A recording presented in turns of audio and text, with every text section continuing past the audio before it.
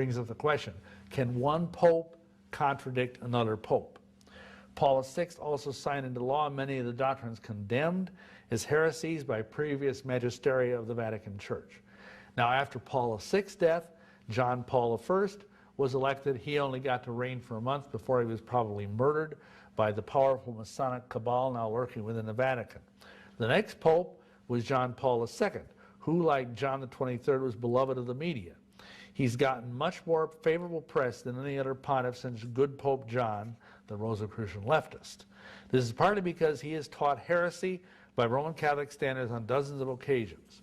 For example, and this is just a partial list of the heresies that John Paul II taught. He taught that Freemasons are sons of God the Father. This contradicts Pius IX, who taught that Masons are sons of the devil. John Paul II taught that Jews worship the one true God. This contradicts Gregory XVI, who said Jews worship the devil. John Paul II taught that liberty of conscience is a right of man. This goes against the teaching of Gregory XVI and the Vatican, which taught that liberty of conscience is madness. John Paul II taught that doctrine and dogmas grow and evolve.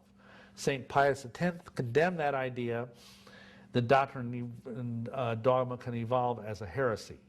John Paul II taught that Muslims worship the true God. This contradicts Gregory XVI, who taught that only Catholics can worship God.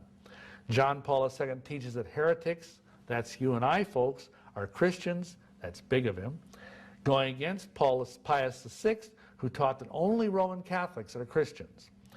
John Paul II teaches that the New World Order is holy unity, contradicting Pius VI, who taught that the New World Order is evil. John Paul II taught that all men are saved, contradicting Eugene IV and numerous other popes who taught that outside the church there is no salvation. John Paul II teaches that all men have the right to religious liberty, contradicting the Pius IX, who taught that the right of religious liberty is heresy. John Paul II teaches that evolution is more than a hypothesis, that it's true. He contradicts Pius X, who taught that evolution is a modernist heresy.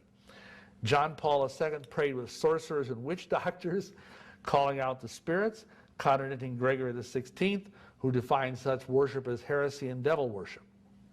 Finally, John Paul II taught that one could be saved outside the church just by living a good moral life, contradicting again Gregory XVI, who taught that true morality and salvation can only be found in the Roman Church. So thus we see that even by its own standards, the Roman Church has been steeped in heresy for 50 years.